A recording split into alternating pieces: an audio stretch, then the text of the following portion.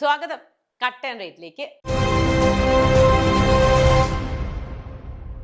അധികാരം സമം പണം എന്ന സമവാക്യത്തിലൂടെ സഖാക്കൾ കറങ്ങിത്തിരിയാൻ തുടങ്ങിയിട്ട് നാളു കുറയായി. പാർട്ടി ഒരുപാട് മാറി എന്നല്ല, ശരിക്കും മാറി. ഭഗവാനെ പോലും വെറുതെ വിടാനാവാത്ത വണ്ണമുള്ള ആ മാറലാണ് കേരളത്തെ ഏറ്റവും അധികം ഞെട്ടിപ്പിച്ചത്. ആഗോള അയ്യപ്പ സംഗമം നടത്തി അയ്യപ്പ ഭക്തരെ കീശയിലാക്കാൻ നോക്കിയവരുടെ പ്രിയ സഖാക്കളാണ് അയ്യപ്പന്റെ സ്വർണം അടിച്ചു മാറ്റിയത്. കഴിഞ്ഞ ലോക്സഭാ തിരഞ്ഞെടുപ്പ് കയ്യിൽ നിന്നു പോയ ആളെല്ലാണ് അയ്യപ്പനിൽ നിന്ന് തന്നെ തുടങ്ങാമെന്ന് CPM കരുതിയത്. എന്നാൽ അയ്യപ്പനിൽ തുടങ്ങി, പക്ഷേ കഥയും കളിയും മാറി എന്ന് മാത്രം. സകല തന്ത്രവും മെനഞ്ഞിട്ടും അയ്യപ്പനിൽ CPMന് അടിക്കടി അടിതെറ്റി. വാദിയായ പോറ്റി പ്രതിയായ ഇടത്തു നിന്നുമാണ് സ്വർണക്കൊള്ളയുടെ ചുരുളഴിയാൻ തുടങ്ങിയത്. അത്രയും വലിയൊരു കൊള്ളയാണ് പിന്നീട് അങ്ങോട്ട് കേരളക്കര കണ്ടത്. പോറ്റിയിലാണ് ആദ്യ അറസ്റ്റ് തുടങ്ങിയത്. പിന്നീട് അങ്ങോട്ട് അറസ്റ്റുകളുടെയും ചോദ്യം ചെയ്യലിന്റെയും നാളുകളായിരുന്നു. ശബരിമലയിലെ സ്വർണപ്പാളികൾ കാണാനില്ലെന്ന് പറഞ്ഞാണ് പോറ്റി രംഗപ്രവേശം ചെയ്തത്. എന്നാൽ അന്വേഷണം തുടങ്ങിയപ്പോൾ വാദി പ്രതിയാകുന്ന കാഴ്ചയായിരുന്നു. ഇതോടെ അയ്യപ്പ സംഗമത്തിൽ ആറാടി നിൽക്കുന്ന CPMന്റെ അടിത്തറ ചെറുതായൊന്ന് ഇളകി തുടങ്ങി. കാണാതായത് കിലോ കണക്കിന് വരുന്ന സ്വർണമാണെന്ന് അന്വേഷണ സംഘം കണ്ടെത്തിയതോടെ ശരിക്കും CPMന് അടിപതറി. പോറ്റിയെ ചോദ്യം ചെയ്ത സംഘം പോറ്റിയെ പ്രതിയാക്കി കേസ് രജിസ്റ്റർ ചെയ്തു. അതായത് ഒക്ടോബർ 17 പ്രത്യേക അന്വേഷണ സംഘം ആദ്യ അറസ്റ്റ് രേഖപ്പെടുത്തി. ദ്വാരപാലക ശില്പത്തിലെയും കട്ടിളപ്പാളിയിലെയും സ്വർണം മോഷ്ടിച്ചുവെന്ന കേസിൽ ഒന്നാം പ്രതിയായി ഉണ്ണികൃഷ്ണൻ പോറ്റി മാറി. ദേവസ്വം ബോർഡ് മുൻ അഡ്മിനിസ്ട്രേറ്റീവ് ഓഫീസർ B മുരാരി ബാബുവാണ് കേസിൽ രണ്ടാമത് അറസ്റ്റിലായത്.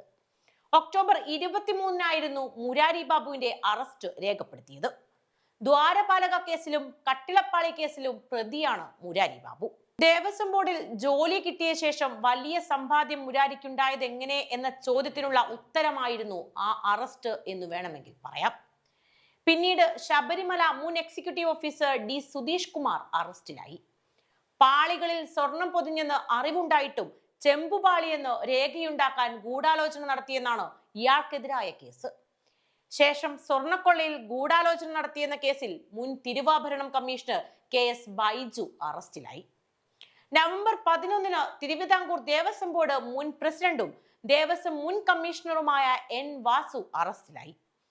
ഭരണക്കാരുടെ അടുപ്പക്കാരൻ, പിണറായിയുടെ വിശ്വസ്തൻ, പാർട്ടിക്ക് പ്രിയപ്പെട്ടവൻ ഒക്കെയാണ് വാസു. സ്വർണ്ണ കവർച്ചയ്ക്ക് സൗകര്യങ്ങൾ ഒരുക്കി കൊടുത്തു എന്ന കണ്ടെത്തലിനെ തുടർന്നാണ് വാസുവിനെ അറസ്റ്റ് ചെയ്തത്. 2 തവണ ദേവസ്വം കമ്മീഷണറും 2 വർഷം തിരുവിതാംകൂർ ദേവസ്വം ബോർഡ് പ്രസിഡന്റുമായ വാസുവിന്റെ അറസ്റ്റോടെ കേസ് മറ്റൊരു തലത്തിലേക്ക് പ്രവേശിക്കുകയായിരുന്നു. വാസുവിന്റെ അറസ്റ്റിലും CPMന് യാതൊരു കുലുക്കവും ഉണ്ടായില്ല. എന്തേലും പറഞ്ഞ് രക്ഷപ്പെടാനായിരുന്നു നേതാക്കളുടെ ശ്രമം. വാസു ഉദ്യോഗസ്ഥനല്ലേ എന്നായിരുന്നു സംസ്ഥാന സെക്രട്ടറിയുടെ പ്രതികരണം. ഓതിരം കടകം തിരിഞ്ഞു വെട്ടിയിട്ടും നിലത്ത് കാലുറപ്പിക്കാൻ പാർട്ടിക്കായില്ല. നവംബർ 20 തിരുവിതാംകൂർ ദേവസ്വം ബോർഡ് മുൻ പ്രസിഡന്റ് A പത്മകുമാർ അറസ്റ്റിലായതോടെ കേസിൽ CPMന് കൂടുതൽ കുരുക്ക് വീണു. ഇതോടെ പാർട്ടിക്കും കൊള്ളയിൽ കാതലായ പങ്കുണ്ടെന്ന വാർത്തകളിലേക്ക് ഭക്തകേരളം ഗതിമാറി ഒഴുകി. പത്മകുമാറിന്റെ ഭൂതകാലം ആ ഗതിമാറ്റത്തിന് തക്കതായ കാരണമായിരുന്നു. വിദ്യാർത്ഥി യുവജന പ്രസ്ഥാനങ്ങളിലൂടെയാണ് പത്മകുമാർ CPMലേക്ക് വരുന്നത്.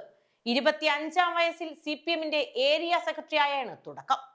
CPMന്റെ ആദ്യ ജില്ലാ കമ്മിറ്റി പത്തനംതിട്ടയിൽ രൂപീകൃതമായപ്പോൾ മുതൽ ജില്ലാ കമ്മിറ്റി അംഗമായിരുന്നു പത്മകുമാർ. DYFIയുടെ സംസ്ഥാന വൈസ് പ്രസിഡന്റ് ആയിരിക്കെ 34-ാം വയസ്സിൽ 1991 കോന്നിയിൽ നിന്നും നിയമസഭാംഗമായ ആളുകൂടിയാണ് പത്മകുമാർ. പത്മകുമാറിന്റെ അറസ്റ്റോടുകൂടി സ്വർണക്കൊള്ളയ്ക്ക് പുതിയ രാഷ്ട്രീയ മാനം കൈവന്നു. പാർട്ടി ജില്ലാ നേതാവായ പത്മകുമാറിനെതിരെ നടപടിയെടുക്കാത്തത് പാർട്ടിക്ക് പലതും ഒളിക്കാനുണ്ടെന്ന സംശയം ജനമനസ്സിൽ സൃഷ്ടിച്ചു. CPM സംസ്ഥാന സെക്രട്ടറി MV ഗോവിന്ദൻ ശങ്കരാടി സ്റ്റൈലിൽ ചില ന്യായവാദങ്ങൾ നടത്തിയെങ്കിലും ജനങ്ങളിൽ ഏശിയില്ല. തദ്ദേശ തിരഞ്ഞെടുപ്പിൽ LDF തലയും കുത്തി വീണു. ഡിസംബർ 17 ദേവസ്വം ബോർഡ് മുൻ അഡ്മിനിസ്ട്രേറ്റീവ് ഓഫീസർ S ശ്രീകുമാറിനെ അറസ്റ്റ് ചെയ്തു. ദ്വാരപാലക ശില്പക്കേസിലാണ് ശ്രീകുമാറിനെ അറസ്റ്റ് ചെയ്യുന്നത്. ദ്വാരപാലക പാളികൾ കൈമാറുമ്പോൾ സാക്ഷിയായി ഒപ്പിട്ടത് അന്നത്തെ അഡ്മിനിസ്ട്രേറ്റീവ് ഓഫീസർ ആയിരുന്ന S ശ്രീകുമാറാണെന്നാണ് കേസ്. December 19 smart creation CEO Pankaj Bhandari അറസ്റ്റിലായി. അന്നു തന്നെയാണ് ബെല്ലാരിയിലെ ജ്വല്ലറി ഉടമ ഗോവർദ്ധനും അറസ്റ്റിലാവുന്നതും. വൻ കവർച്ച നടത്താനായി പങ്കജ് ഭണ്ഡാരിയും ഗോവർദ്ധനും പോറ്റിയും ചേർന്ന് ആസൂത്രണം നടത്തിയെന്നാണ് അന്വേഷണ സംഘത്തിന്റെ കണ്ടെത്തൽ. ഡിസംബർ 29-നാണ് ദേവസ്വം ബോർഡ് മുൻ അംഗം എൻ വിജയകുമാർ അറസ്റ്റിലാവുന്നത്. സ്വർണപ്പാളികൾ ഉണ്ണികൃഷ്ണൻ പോറ്റിയുടെ കൈവശം കൊടുത്തുവിട്ടതിന് ബോർഡിലെ എല്ലാ അംഗങ്ങൾക്കും തുല്യ ഉത്തരവാദിത്തമുണ്ടെന്ന ഹൈക്കോടതി നിരീക്ഷണവും സമാനമായ പത്മകുമാറിന്റെ മൊഴിയുമാണ് എൻ വിജയകുമാറിന് കുരുക്കായി തീർന്നത്. ഒടുക്കം ജനുവരി 9-ന് തന്ത്രി രാജീവര് കണ്ഠരര് അറസ്റ്റിലായതോടെ കോടതിയുടെ വേലി തന്നെ വിളവ് തിന്നുന്നു എന്ന പ്രയോഗം അർത്ഥവത്തായി. ഇതിനിടെ കോൺഗ്രസിനും കൊള്ളയിൽ പങ്കുണ്ടെന്ന് പറഞ്ഞ് CPM രംഗത്തെത്തി. ഏതായാലും പെട്ട്, ഇനി മറ്റവരെയും കൂടി പെടുത്താമെന്ന ചിന്തയായിരുന്നു ഇതിനു പിന്നിൽ. വിഷയത്തിൽ സാക്ഷാൽ മുഖ്യൻ തന്നെയാണ് പ്രചാരണം കൊഴുപ്പിച്ചത്. പ്രതികൾ സോണിയാഗാന്ധിക്കൊപ്പം നിൽക്കുന്ന ചിത്രങ്ങൾ ഉയർത്തിക്കാട്ടിയായിരുന്നു പ്രചാരണം. പക്ഷേ സംഗതി അത്രയ്ക്കങ്ങ് ഏറ്റില്ല. സംഭവം കറങ്ങിത്തിരിഞ്ഞ് വീണ്ടും വിട്ടിടത്ത് തന്നെ എത്തി. തന്ത്രിയെ പൂട്ടിയതോടെ കേസിന് പുതിയ മാനവും കൈവന്നു. തന്ത്രിക്ക് താന്ത്രിക വിദ്യ അറിയില്ലെങ്കിലും തന്ത്രമറിയാമെന്ന് ഇതോടെ മനസ്സിലായി. ഉള്ള തന്ത്രം പയറ്റി മടിക്കുത്ത് വീർപ്പിച്ച തന്ത്രിക്ക് ചിലയിടത്ത് പൊള്ളി. കാലത്തിന്റെ ആ കളിയിൽ ചില സത്യങ്ങൾ കെട്ടഴിച്ച് പുറത്തു ചാടി. ദൈവം കാവലേൽപ്പിച്ച പലതും കാവൽ നിൽക്കുന്നവർ തന്നെ കട്ടുമുടിച്ച കഥയുടേത് കൂടിയായി അങ്ങനെ ശബരിമല ചരിത്രം മാറി. ഇനി മറ്റൊന്ന്, സ്വർണക്കൊള്ളയുടെ ശബരിമല തന്നെ ഇക്കൂട്ടർ അടിച്ചുമാറ്റിയതാണ് എന്ന രീതിയിലുള്ള ചർച്ചകൾക്കും ആക്കം കൂടി. അനവധി കാലമായി ഉയർന്നു വന്നിരുന്ന ആ വാദം അങ്ങനെ വീണ്ടും തലപൊക്കി. ശബരിമല മലയര വിഭാഗം ആരാധിച്ചിരുന്ന ക്ഷേത്രമാണ് എന്നതാണ് ആ വാദം. ശബരിമലയിലെ വനമേഖലയിൽ താമസിക്കുന്ന ആദിവാസി വിഭാഗമാണ് മലയര വിഭാഗം. ഇവർക്ക് ശബരിമലയിൽ പ്രത്യേക സ്ഥാനവും ചരിത്രപരമായ ബന്ധവുമുണ്ട്. എന്നാൽ കാലക്രമേണ സവർണാധിപത്യം ശബരിമലയിലും പിടിമുറുക്കി എന്ന് പറഞ്ഞാൽ ഒട്ടും കുറയില്ല. പതുക്കെ പതുക്കെ പൂജയിലും മറ്റെല്ലാ ചടങ്ങുകളിലും ആദിവാസികൾക്ക് സ്ഥാനം നഷ്ടപ്പെട്ടു. താഴ്മൺ കുടുംബം മലയര വിഭാഗത്തിന്റെ സ്ഥാനം കയ്യേറി എന്ന് പറയുന്നതാവും ശരി. ഒടുവിൽ ഇപ്പോൾ അയ്യപ്പന്റെ സ്വർണം വരെ ഇവർ അടിച്ചുമാറ്റി. ആദ്യ തന്ത്രി പെണ്ണു കേസിൽ അറസ്റ്റിലായെങ്കിൽ മറ്റേയാൾ ഇപ്പോൾ സ്വർണക്കൊള്ളയിൽ അറസ്റ്റിലായി. അതായത് ഒരു വിഭാഗം ഏറെ ആരാധനയോടെ കൊണ്ടുനടന്ന ഒരു ക്ഷേത്രം സർക്കാർ ദേവസ്വം എന്ന് പറഞ്ഞ് ഏറ്റെടുക്കുകയും അതിന്റെ നടത്തിപ്പ് തന്ത്രിക്ക് കൈമാറുകയും ചെയ്തതോടെ ആ ക്ഷേത്രം കൊള്ളക്കാരുടെ കേന്ദ്രമായി തീർന്നു. ദേവസ്വം എന്ന് പറഞ്ഞ് കൈ കടത്തുമ്പോൾ അത് സംരക്ഷിക്കേണ്ട ബാധ്യതയുമുണ്ടെന്ന് സർക്കാർ എന്തേ മറന്നത്?